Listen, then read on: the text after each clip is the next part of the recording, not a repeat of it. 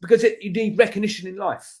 And our next guest will talk a little bit more about recognition and, training hard and, keeping yourself in the right direction. And recognition comes in many different ways. It doesn't need to be, going to glitzy awards and stuff like that. Sometimes it can just be the smallest things that make the biggest differences. So we'll hear more about that in a moment. So, yeah, I think it's been a great year, 21. I'm looking forward to 2022. I was just reflecting on what Pauline said when she said you got your new diary out. And I'm thinking, God, we've got to get Nick into the 21st century.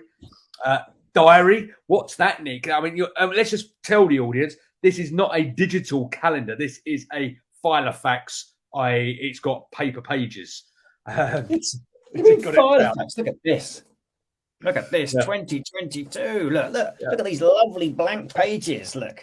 Nick needs more work, it says. It's an old-fashioned paper diary.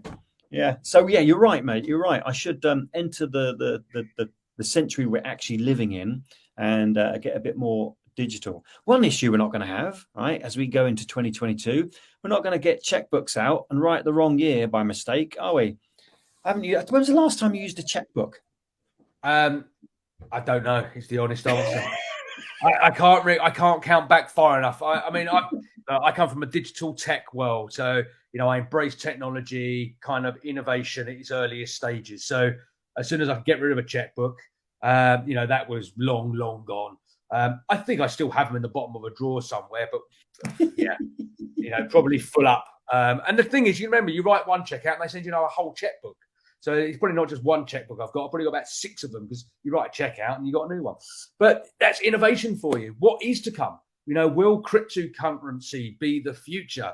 We haven't had a crypto expert on the show, actually. Maybe that's something for 2022. Where does that, take us, cryptocurrency? There's so much to explore next year. We will definitely be doing that. But before we get there, we haven't finished 2021 yet because we still have one amazing guest to join us straight after this.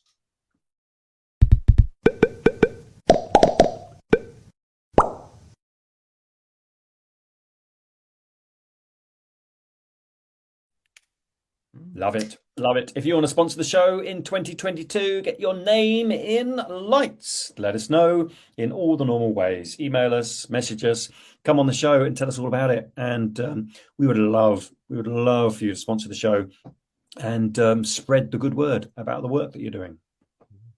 So our next guest has also been waiting very patiently, listening in. A second appearance, I think previously back on mid-November time.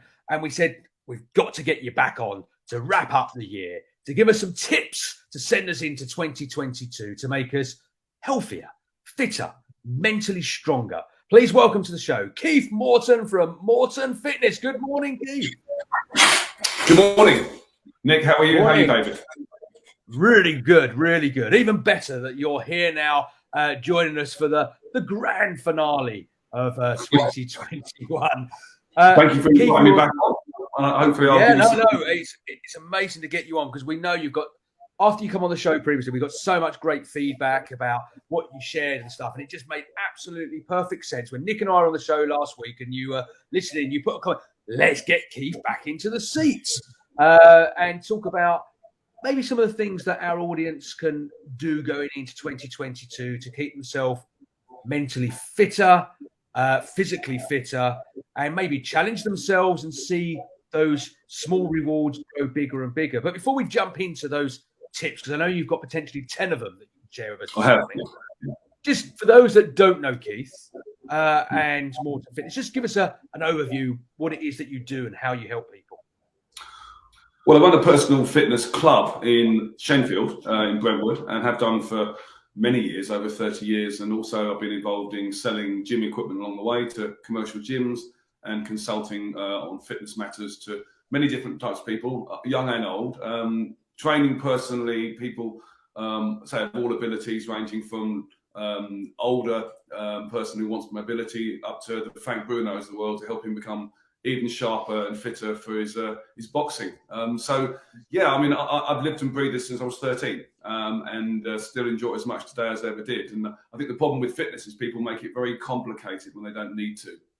And some of the things I'm going to go through today some quick bullet points really, perhaps to make people realise they can really do things regularly that makes a massive difference to both their business actually, and also to their general life and quality and quantity of life. So I think I live and breathe it. I was very overweight when I was younger, and I kind of got on top of that and relate to people who are fighting with weight battles and mental challenges.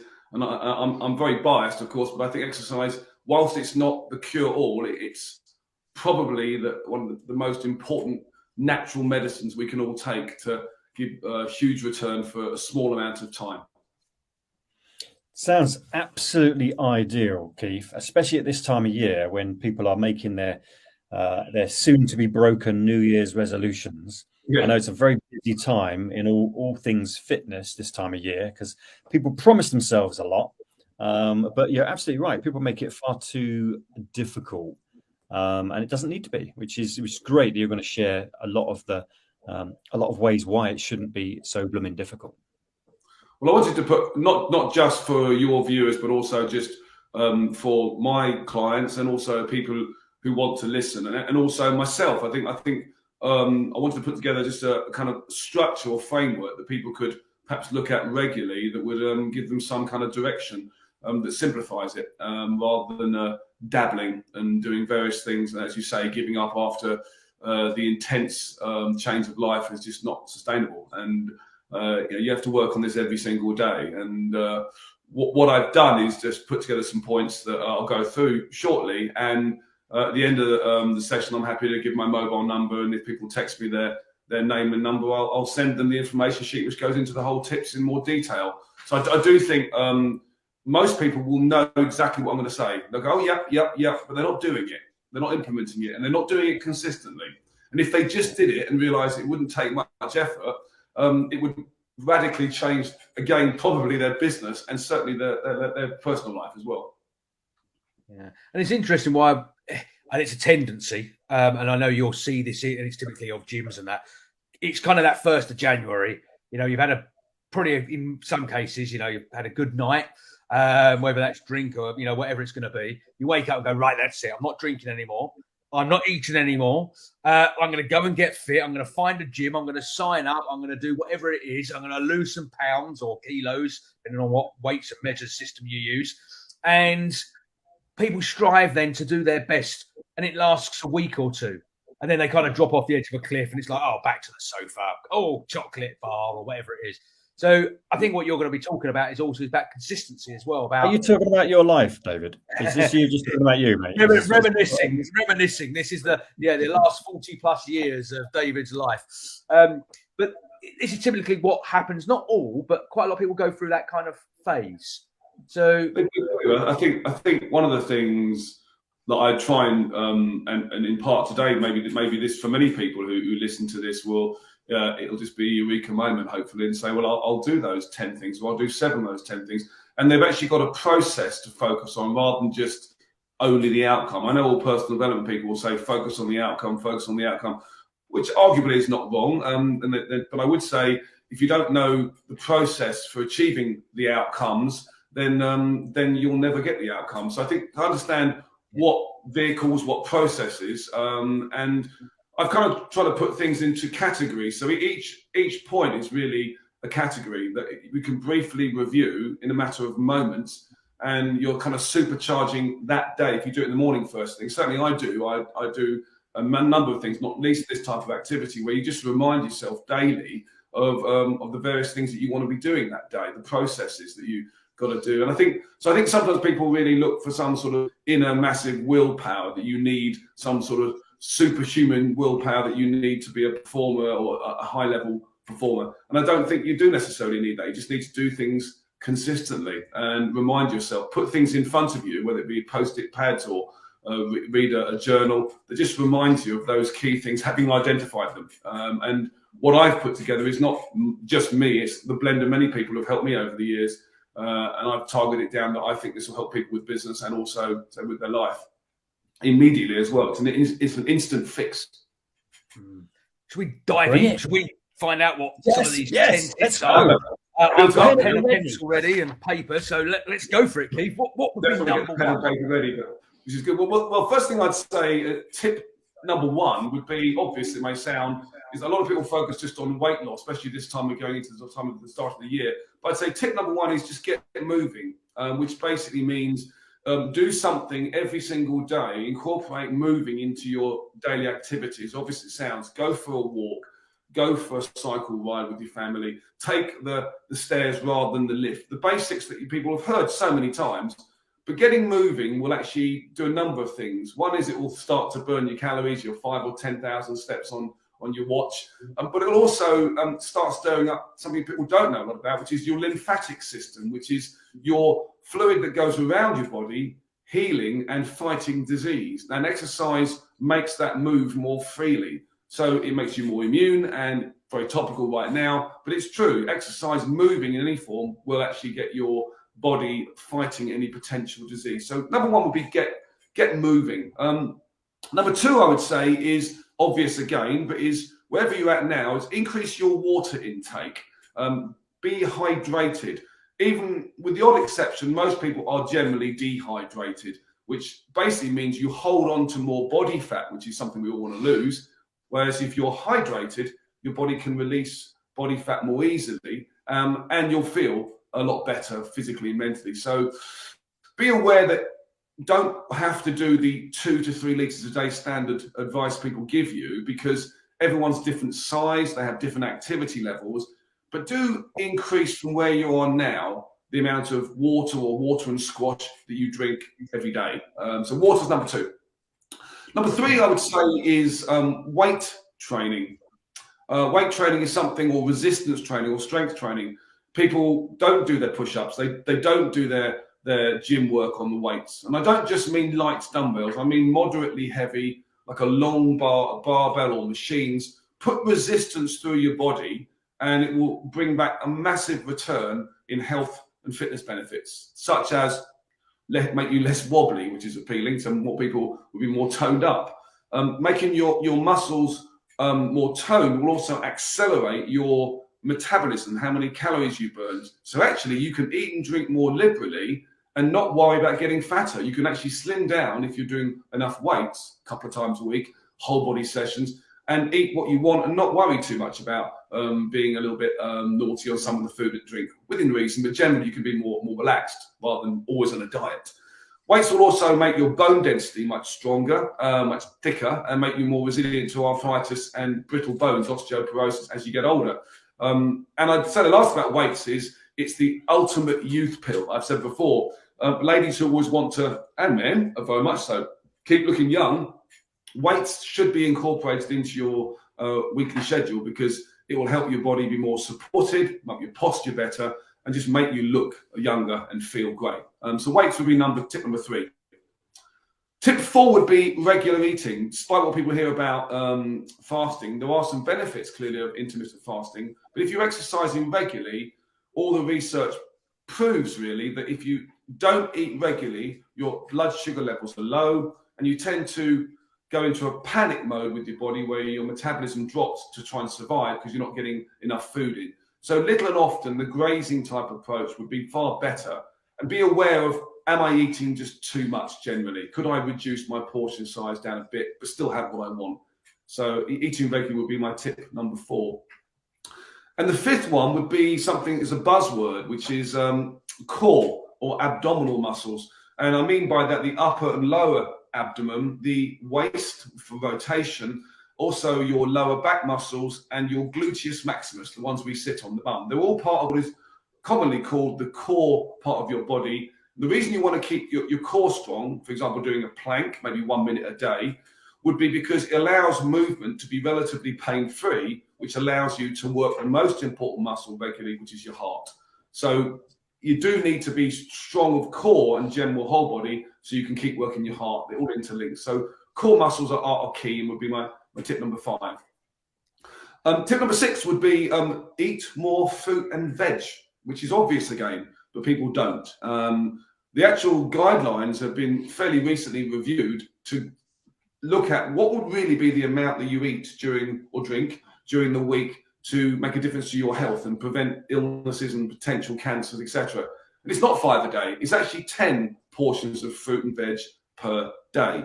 Now, I do appreciate it's very hard sometimes to eat 10 portions of fruit and veg per day. So I'll turn momentarily into sales mode and promote my son's company, which is Luke's company, which Luke, of course, runs a company called Juicing with Luke. But the reason I mention it is because many of our gym clients do use his services.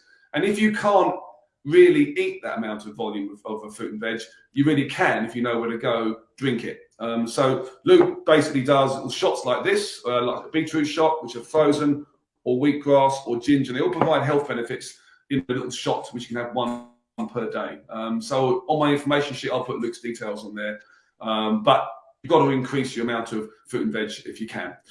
Tip number 7 would be basically to stretch the muscles of your lower back, your glutes, which is your bottom, and also your hip area, as well as your hamstrings. So all the weight-bearing joints of the middle to lower body are important to stretch the muscles around the area again, so you can actually not stiffen up, not be in pain, don't fancy a walk because my body's hurting too much, I can't play golf. Keep your body supple and mobile, and stretching those areas would be really, really helpful on a daily basis. And there's 2 or 3 steps you can do that would completely deal with that within 1 or 2 minutes a day. Tip number 8 would be basically to reduce your sugar. And I mean in particular the quick fix simple sugars, like, sad to upset people, but don't have too much chocolate. Not too much. Have some's good, but don't have too much. And don't have too many sugary drinks. All people know this, but they still carry on having 1 or 2 or more per day. Too much sugar will convert quickly to body fat. And it's not healthy for you long term, and it's quite easy just to cut down the amount you're having with a bit of discipline. I'd add to that also, be careful of what is called trans fat, which is fat that's put into foods such as pastries, biscuits in particular, that is added preservative type fat that is really, really bad for you. So trans fat's the one to watch out for, and reduce that along with sugar. My tip number 9, we're almost there. Tip number 9 would be obvious again, but is, are you sleeping enough? Could you get more sleep? Me included. We all could look at, on a daily basis, maybe increasing the amount of sleep that you have by, say, 30 minutes a day, and do it on a regular basis. Eventually building up to maybe 1 hour per day extra, which means over 7 days, you've given yourself the 7 extra hours per week. 1 extra night's sleep per week, multiplied by so many weeks a year, will absolutely make you feel fantastic, and also will probably make you live longer. So get in the habit of half an hour a day to start with, to build up to an hour a day extra sleep. And my final one is what I'd say is consider, the 10th and final tip, consider having or carrying out what is called a body scan every day. And what I mean by that is just 5 minutes a day, whether it be first thing in the morning or last thing at night, or both. Just lay down in bed or lay down somewhere comfortable, relax your body, and just consciously go through every muscle in your body and tell it to relax. For example, you would say, relax your facial muscles, and then constantly relax them. Relax your left shoulder, relax your left arm, relax your chest, and go through each major muscle of your body, telling it to relax. And it'll take you maybe 3, 4, 5 minutes. And you'll be shocked at how tight some muscles are just continually staying without you even consciously realizing this. You can even do a more advanced version, which is lightly tense the muscle for a couple of seconds first, and then really relax it a bit more. And that body scan will give you something that people don't realize, a reduction in tension, which is going to help you in so many ways, physically and mentally. So there's kind of 10 points, and I'd say 10 tips. What the last thing I'd really say about them is that they will actually provide a framework, or maybe 10 habits, or a checklist that you could look at and say, am I conscious of that? Am I doing that? Am I doing that? Am I doing that? And try and get as many of the 10 carried out every single day within that day, or certainly during the week. And you're going to find you're going to have more energy, you have far less pain in your movement. And it's something that is not hard to carry out, and just a quick glance through the sheet. What I also have done, I put together a sheet, which again, I'll give my mobile in a second. If people wanted to text their name and they send the word 10, then I will send them a sheet of this daily checklist for the 10 habits to become healthier and fitter in 2022. And that's it, really. There's just 10 kind of commandments, if you like, that would hopefully help people be a little bit more focused on improving their energy levels and be in less pain when they move. Keith's 10 commandments. I tell you what, Keith, they're so good.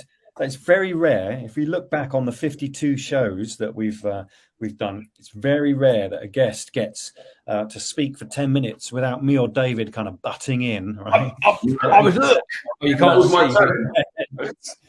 So we've been busy writing this down. Hopefully, our audience have done the same. If not, they'll need your sheet, which is going to be great. Thank you very much. Very kind of you. Great, very straightforward. Great stuff, right? Just makes perfect sense. Like most great things, make perfect sense. It's consistency, right? It's habit forming. It's not just doing it.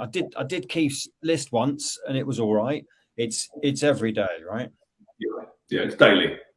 So, and it's not.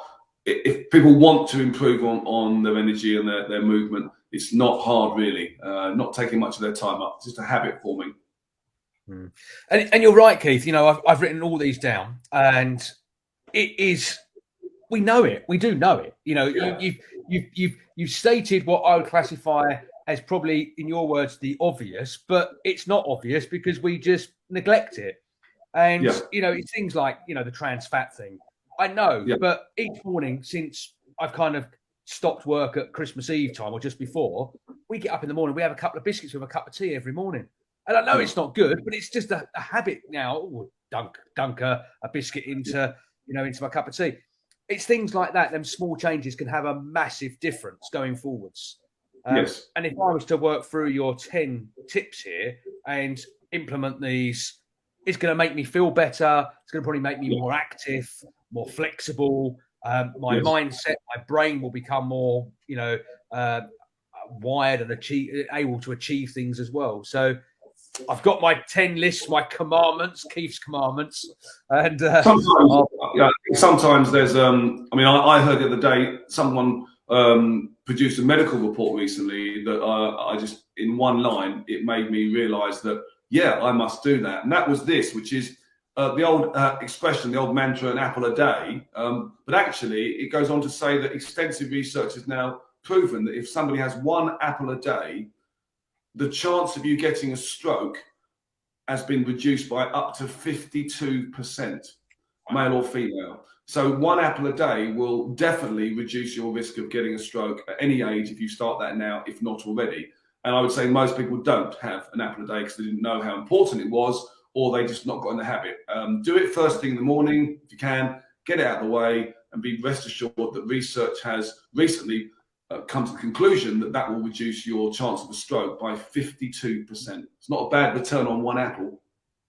No, absolutely, yeah. Tesco's are about to sell out of apples this morning now. Everyone's going to be going out and buying their bags of apples. Laura's put into the chat, Keith, really interested in the juice company. So if people do want to get in touch with you, and Luke in this case, obviously from the juicing side, how can they do that? So I've got your website, so let's pop that up first. Yeah, my mobile number, which if people want to take this down, would be a good port of call, which is perfect, exactly. And text over. That's impressive. If you put the number 10, the word 10 down, I'll make sure. I'll probably ask you for your email, or can text it, but it's a nice little sheet that I put together. So send me your email by text and put the word 10 down. For Luke's juicing with Luke, basically produces 3 shots: beetroot, wheatgrass, and ginger. Beetroot's particularly good for blood pressure and heart rate and athletic performance. Ginger's great for anti-inflammation, for joint arthritis, and wheatgrass is great for energy levels and reducing fatigue. And if, again, you either could text the word juice to my mobile number, or I'll be impressed if you have Luke's number. I'll tell you Luke's number. There you go. Okay. Luke's number is 07947 610 411. And that's Luke, juicing with Luke. And he produces fresh shots delivered to your door in this area. Actually, he's going nationwide very soon. That'd be worth looking at because it's a real inexpensive way of getting vital nutrients every single day. I have a beetroot shot every day. My family, my blood pressure is good because of exercise and beetroot shots. And amazing. You wouldn't know for a moment, Keith, that you're 95 years old. You wouldn't know it. It's so good. Keith, it's been an absolute pleasure having you on. What a great way to start 2022, right? Best foot forward. 10 bits of fruit and veg a day. David, stop dunking and start having an apple, my friend. Absolutely, yeah.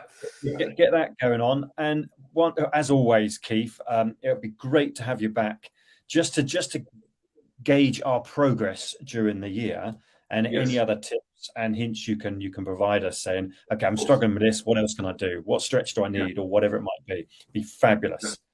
Here's to a healthy 2022 for us all, and thank you very much indeed, Keith, for being so kind. Very welcome. Great. Thank you, Keith. All the best. Happy New Year. Cheers, Dave. Same to you.